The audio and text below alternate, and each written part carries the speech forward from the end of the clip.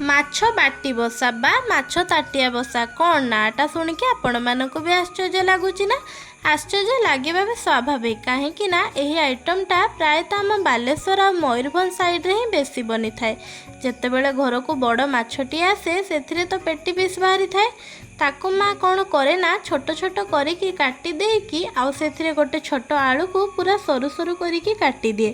ତାପରେ ମସଲା ନାଁରେ କେବଳ ଥାଏ ଅଳ୍ପ ସୋରିଷ, ଜିରା, ପିଆଜ ଟିକେ, ରସୁଣ ଆଉ କଞ୍ଚା ଲଙ୍କା ବା ଶୁଖିଲା ଲଙ୍କା ଦେଇକି ଶିଳରେ ଭଲ ଭାବରେ ବାଟିଦିଏ। ଗୋଟେ ତାଟିଆ ବା ଆପଣମାନେ ଯାହାକୁ ଗିନା କୁହନ୍ତି ସେଇଥିରେ ମାଛ, ଆଳୁ, ମସଲା ସବୁକୁ ଦେଇକି ଗଳେଇ ଦିଏ ଆଉ ଅଳ୍ପ ଟିକେ ସୋରିଷ ତେଲ ଦେଇକି ଚୁଲିରେ ରୋଷେଇ ସରିଲା ପରେ ଯେଉଁ ଉଦୁଉଦିଆ ଅଙ୍ଗାର ନିଆଁ ଥାଏ ସେଇଥିରେ ବସେଇ ଦିଏ। ସେଇଥିପାଇଁ ତ ତା ନାଁ ତାଟିଆ ବସା। ଆଉ ସେଇଟା ଅଳ୍ପ ନିଆଁରେ ଆସ୍ତେ ଆସ୍ତେ ଫୁଟି ଫୁଟି ତାର ସବୁ ରସ ମରିଗଲା ପରେ ପୁରା ରେଡ଼ି ହେଇଯାଏ। ଆଉ ତାକୁ ରଖି ଦିଆଯାଏ ରାତିରେ ପଖାଳ ଖାଇବା ପାଇଁ। ସେ ଚୁଲି ଆଉ ମା ହାତ ରନ୍ଧା ଆଗରେ 5 ଷ୍ଟାର ହୋଟେଲର ଖାଇବା ବି ଫିକା ପଡ଼ିଯିବ।